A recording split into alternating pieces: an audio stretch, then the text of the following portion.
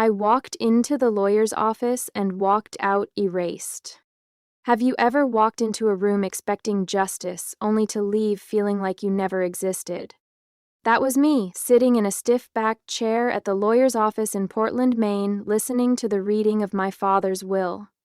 I expected it to be difficult. My father had passed just 2 weeks earlier, and I was still reeling from the loss. But nothing could have prepared me for what came next. My dad and I had always been close. After my mom passed when I was a teenager, he leaned on me. I was the one who cooked dinner, handled his prescriptions, and took him to doctor's appointments. My younger half-siblings, Madison and Evan, were from his second marriage. They didn't visit much. They showed up for birthdays, Christmas, and, of course, the family barbecue every July. But when it came to real care, real time, I was the one there. So when his attorney, Mr. Dalton, started reading the will and I didn't hear my name, I thought there had been a mistake. Dad must have left a letter or something, I remember whispering to myself, glancing around the room. But then came the words that stopped everything. And the remainder of the estate, including the primary home and investment accounts, shall go to Madison Green and Evan Green in full. That was it. No mention of me. Not even a thank you. I sat there, numb, while Madison gave me that rehearsed, sympathetic look. Evan didn't even pretend. He was already tapping on his phone. I didn't say a word, not then. But inside, I was burning. I didn't know how they did it, or when, but I knew one thing for sure. This wasn't my father's original will. He would never cut me out like this, not after everything I did, not after all the late nights, the hospital visits, the sacrifices. They acted fast after he died. But I wasn't about to roll over and let them win. I was going to act smart. I left the office without a word. But in my mind, a plan was already forming. This wasn't over. Not by a long shot. And if they thought they could erase me, they were about to learn exactly who they were messing with. They forgot one thing: I have a memory like a trap. How do you erase someone who remembers everything? I spent the next few days in a fog of shock and rage. I barely ate, I couldn't sleep. Every time I closed my eyes, I pictured my dad sitting on the porch last fall, blanket across his lap, holding my hand and saying, "Don't worry, Becca. I've made everything fair." But nothing about this was fair. My half-siblings were living it up already. Madison posted some cheesy photo of her and Evan to Instagram with the caption, "New chapter begins," like she hadn't just helped erase her own sister from the story. But here's where they got sloppy. They forgot who I was. I'm the one who handled every legal doc, every medical file. I knew where my dad kept things. And more importantly, I knew what he said to me. I started digging. At first I thought maybe I'd find a copy of an earlier will somewhere. But what I found was better. There, buried in one of my dad's old file folders, was a scanned document from 2 years ago. It wasn't a full will, but it was an email. From my dad. To his lawyer. Subject line, "Finalizing Rebecca's share." My hands shook as I opened it. He wrote, "Please confirm that Rebecca gets the house. That's her home. She's taken care of me through everything. The rest we can divide between the kids, but the house is non-negotiable." My heart dropped. So what happened between that email and now? Because according to the final will, Evan got the house. Madison got the vacation property in Bar Harbor. And I got nothing. Not even a bracelet, not even a damn photo album. I printed the email and drove straight to Mr. Dalton's office. When I showed it to him, his face went pale. "This isn't in the file we received," he said slowly. "I'll have to investigate." I watched him closely, and I knew right then he was nervous. Something wasn't adding up, and I was going to find out what. Because if they thought I'd just accept this and move on, they clearly forgot who raised me. My father didn't raise a doormat. He raised a woman who remembers everything, and who fights when something smells wrong. This wasn't just a family betrayal. This was theft. And I was just getting started. Have you ever felt like someone tried to erase your worth? Let me know in the comments. I read every story. And if this one hits close to home, don't forget to like and subscribe for more real-life family stories that don't hold back. I wasn't just cut out. They covered their tracks. What if the betrayal isn't just about what they took, but what they tried to bury? I thought the email I found would be the beginning of a straight path to the truth. I thought once I showed it to Mr. Dalton, he'd realize the will they read wasn't the one my dad intended. But what I didn't expect was silence. Days passed. I followed up. Nothing. Then finally, a one-line email. We have reviewed the file. The will presented was signed, witnessed, and notarized. No further action necessary. That's when I knew someone was covering for someone. And suddenly, it all started to make sense. The rushed reading of the will, the lack of any physical copy of the older version, the email from my dad not being in the lawyer's file. I called a family friend, Mrs. Rhodes, my dad's neighbor. She and Dad had been close, always trading blueberry muffins and porch chats. I just don't understand, I told her. Why would he cut me out like that? She was quiet for a moment. Then she said something that made my stomach twist. Rebecca, you know Madison came by the day after the funeral, right? She took some things from the house. Said your father wanted her to handle the paperwork. My chest went cold. What things? She had a big envelope. Said it was estate stuff. She told me not to worry about it. I drove to my dad's house that same afternoon. I knew Madison and Evan were living there now. At least until they figured out what to do with it. She answered the door with that fake surprise glued to her face. Rebecca, how are you holding up? I didn't smile. I need to look through Dad's study. There are documents missing. She crossed her arms, leaning against the doorframe. Actually, the lawyer told us to secure all the sensitive documents, so no, you can't. That's when I saw it. Over her shoulder, Dad's desk had been cleared out. Gone. Every folder, every drawer, every trace of him, wiped. I left without another word. But that night, I made two decisions. First, I was going to hire my own attorney. Second, I was going to dig into the legal process behind changing a will, because if they forged anything or influenced him while he was weak, that was grounds for a legal challenge. They acted fast, but I was done being reactive. I was going to be smart. The will was changed, right after he couldn't speak. What kind of person rewrites a dying man's wishes after he's lost his voice? I sat in the office of my new attorney, Vanessa Ortega, watching her eyebrows knit together as she read through everything I'd brought. The printed email from my dad, the copy of the new will, my notes from the conversation with Mrs. Rhodes, everything. When she looked up, her expression was firm. Rebecca, I'm going to be honest with you, she said. This doesn't just look like a bad inheritance situation. This looks like undue influence. I didn't know what that meant yet, but I was about to learn. Vanessa explained that when someone rewrites a will, especially late in life, there has to be evidence that the decision was voluntary, well understood, and free of outside pressure. And if that person was medically or mentally compromised at the time, then there's a real case to challenge the will's validity.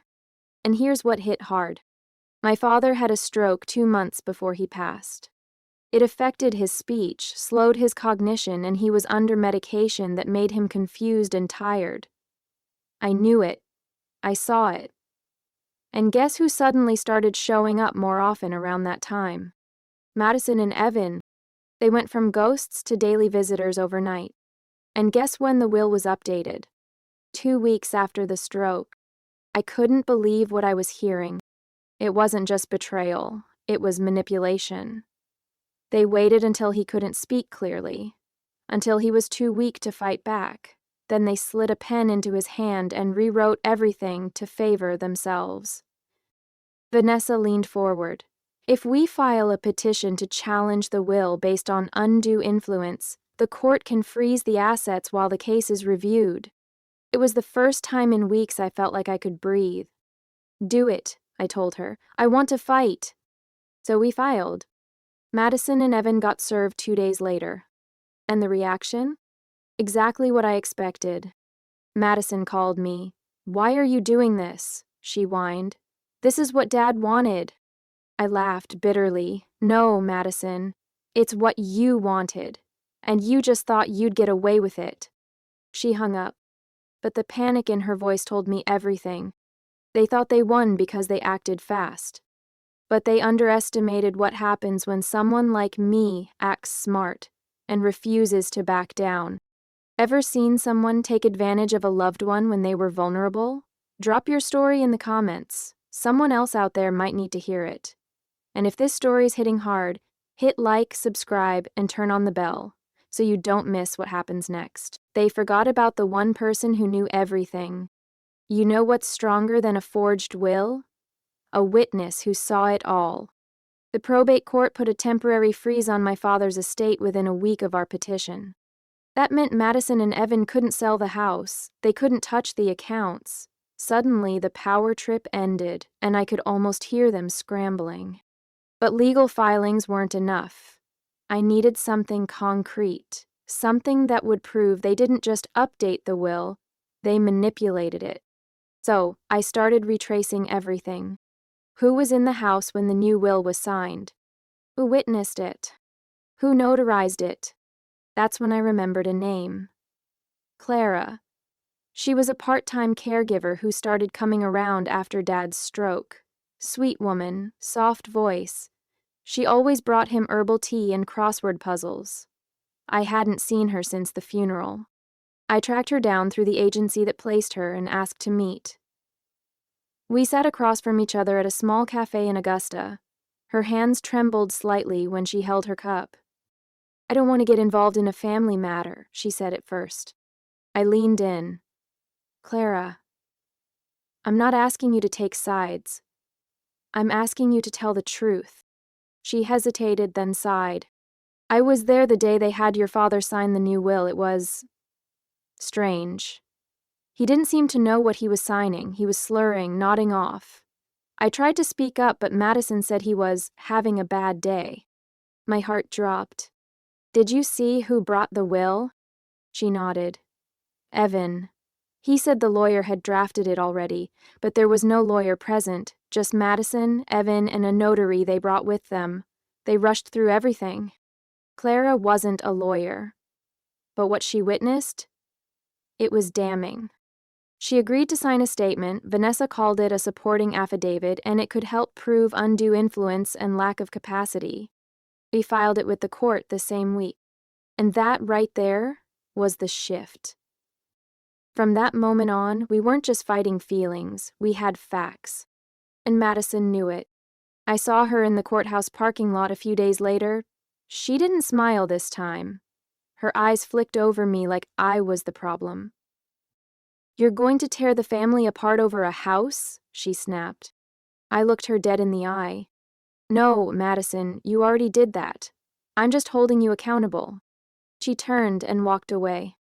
For the first time, I felt like I was winning. The courtroom wasn't the only place I was being betrayed.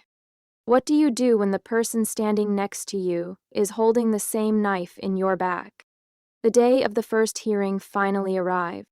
I sat in the courtroom in Augusta with my attorney Vanessa, my heart pounding like a war drum.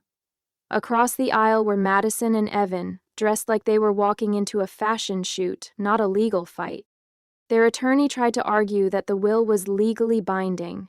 It was properly signed, notarized, and filed, he said, like that meant anything. But Vanessa stood her ground.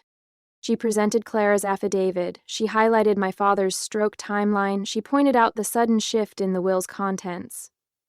How I went from getting the family home to being completely excluded. And then she did something brilliant. She requested discovery access to Mr. Dalton's full client records and email history with my father. The judge nodded. "Granted. A review of all documents related to Mr. Green's estate will be submitted for court inspection." It was a win, a small one, but it mattered. After the hearing, I stepped out into the hallway to breathe, feeling like, for once, justice might be on my side. But that feeling didn't last long. Later that evening, I got a call from Vanessa. "Rebecca, I have to tell you something, and you're not going to like it." She had started reviewing Dalton's email logs, and something jumped out. It turns out, right around the time of the will change, there were multiple communications between Mr. Dalton and someone else. Not Madison, not Evan. It was my uncle, Charles, my dad's older brother. The same uncle who hugged me at the funeral. The one who told me, "Your father loved you more than anything." Yeah, that uncle. Apparently, Charles had emailed Dalton several times with updates about my father's condition, and he even sent over the final draft of the will before it was signed. My jaw dropped. "Why would he do that?" I asked, stunned. Vanessa was quiet for a second. "Because your dad made Charles the executor on the original will, but in this new one, that role goes to Madison, which means, if Charles helped them change it, he likely got something in return." And sure enough, when we pulled the full version of the new will, there it was. A cash thank you gift for Charles. $50,000, 0 cents. I sat there in silence. I'd expected betrayal from my half-siblings, but not from him. Not from someone who knew how hard I fought to take care of my dad. This wasn't just a family betrayal, it was a full-scale, coordinated erasure. But they underestimated something crucial. I wasn't just fighting for money. I was fighting for the truth. Betrayal cuts deepest when it comes from family. If you've ever been blindsided by someone you trusted, share your story below. It might help someone else feel less alone. And if you're hooked on this journey, don't forget to like, comment, and subscribe for the final chapters. She forgot to delete the evidence, so I found it. Sometimes the truth isn't buried in a box, it's just sitting in someone's sent folder. After discovering my Uncle Charles' betrayal, I felt sick. It was like the ground kept shifting under me. Every time I thought I knew where the attack was coming from, someone else slipped a knife into my back. But I didn't have time to fall apart. Vanessa and I had just 2 weeks before the next hearing. The court was reviewing the will, Clara's affidavit, and the new conflict of interest we uncovered with Charles. But something was still missing. A smoking gun. We had suspicion, we had testimony, but we didn't have proof that Madison and Evan orchestrated this will change with the intention of cutting me out. Until I got a call from Rachel. Rachel was an old friend of mine and a tech-savvy one. She used to help my dad with his devices when he struggled. I mentioned the case to her in passing, and she said, "You know your dad used to back up his iCloud email account, right? Like, everything." I froze. "No," I said, "nobody mentioned that." She shrugged. "He had me set it up last year. It's linked to his iPad." "Did you ever find that?" "The iPad. I hadn't even thought about it." That night, I went digging through the storage boxes I had taken from my dad's garage, the ones Madison hadn't touched. And there it was, tucked into a case with an old charger. The iPad. I powered it on. It took a while to boot, but once it did, I opened the Mail app, and my hands started shaking. There were sent emails from my dad that weren't in Dalton's official file, and one of them forwarded from Madison's email. Subject line: "Need to make sure the new version doesn't include Rebecca." My breath caught in my throat. I clicked it. She had written to Dalton, "Dad's been confused lately, and it's time we get the will updated. He's agreed that it's best for Evan and me to handle things. Let's remove Rebecca. She's already got a good life and wouldn't want the burden of the house." Burden? The house wasn't a burden, it was my home. And what really burned? She CC'd Charles. This wasn't just manipulation, it was coordination. I sent everything to Vanessa that night. She didn't even wait 12 hours. She filed it with the court the next morning as new evidence of intent to exclude an heir. Suddenly, our case wasn't just about undue influence. It was about deliberate exclusion with documented proof. The tide had officially turned. They acted fast to take it, but I acted smart to win it back. What's more satisfying than getting justice? watching the people who doubted you realize they never stood a chance. The final hearing was tense. I sat in that courtroom with Vanessa beside me, surrounded by people who once acted like I didn't exist. Madison wouldn't meet my eyes, Evan kept checking his phone, and Charles? He looked like he aged 10 years in 2 weeks. The judge started by summarizing everything. The will change had occurred just 2 weeks after my father's stroke. The testimony from Clara, the caregiver, confirmed my dad wasn't mentally sound at the time. The affidavit from Rachel verified that the iPad and the email chain were authentic and untouched since my father's passing. And then came the final blow. Madison's own words, in her own email, outlining a plan to remove me from the will because I already had a good life. The judge looked over at their table and then said the words I'll never forget. This court finds sufficient evidence of undue influence, intent to exclude, and improper execution of the will. The most recent version is hereby invalidated. The previous will, filed 2 years prior, will be reinstated. The room went still. Madison's mouth fell open. Evan muttered, "This is bull," under his breath. But the judge wasn't done. He added, executor duties are also returned to the original assignee, Rebecca Green. Just like that, I wasn't just back in the will. I was in charge of it. I walked out of that courtroom with tears in my eyes, but not because I was broken. Because I was whole again. Not just financially, but emotionally. I fought for the truth, and I won. Later that week, I walked into my dad's old house with the original key in my hand. The same one he gave me after I turned 18. I stood in the living room, still smelling faintly of cedar and the coffee he used to brew every morning. And I said it out loud. "You were right, Dad. I didn't back down. They acted fast to take what wasn't theirs. But I acted smart, and I took it back. This whole experience taught me something I never expected. Sometimes family betrayal doesn't break you. It reveals who you really are. Have you ever had to fight for what was rightfully yours, even against your own family? Share your story in the comments. Your voice might be exactly what someone else needs to hear.